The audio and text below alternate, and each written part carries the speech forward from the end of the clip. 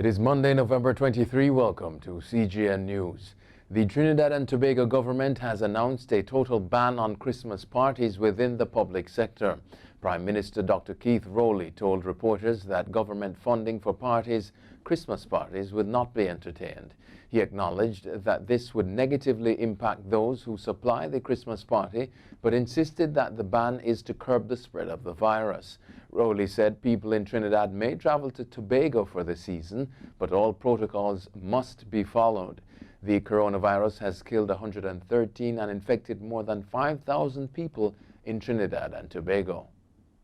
Haitian Soccer Federation President Yves Jean-Bart has been banned from the sport for life.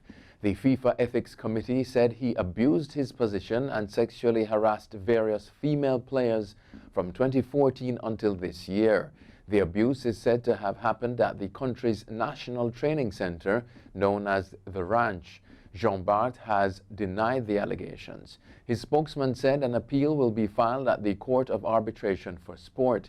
Human Rights Watch urged the government to investigate the allegations and protect the players, who also said they were intimidated and threatened. A Haitian refugee group in the United States wants President-elect Joe Biden to rescind President Trump's, quote, racist policies on immigration. The Haitian Women for Haitian Refugees Temporary Protected Status, TPS, said it is holding Biden to his promise of reversing policies.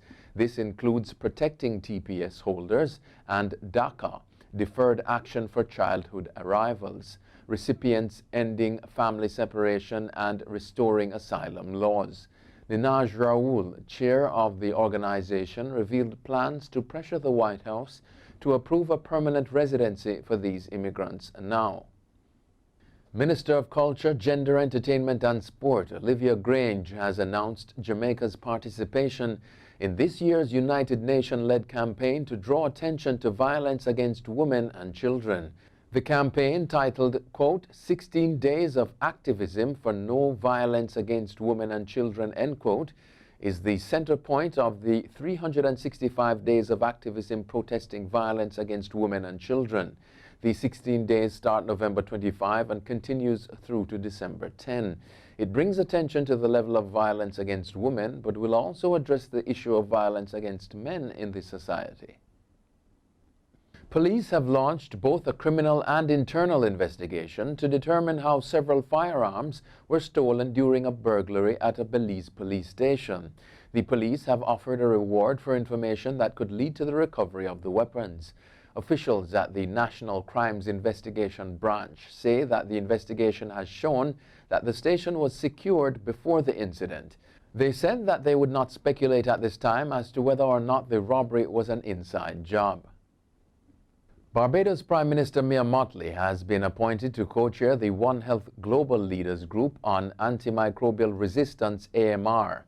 She will hold the position for the next 3 years. Mottley said she was pleased to have been invited to co-chair this critical group, which has an extremely important role to play at this time. Overseas now, U.S. President-elect Joe Biden is expected to nominate veteran diplomat Anthony Blinken as his Secretary of State, according to media reports.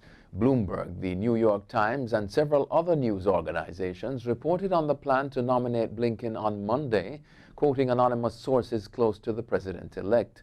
Blinken, 58, served as the Deputy Secretary of State and as Deputy National Security Advisor in President Barack Obama's administration, in which Biden served as Vice President.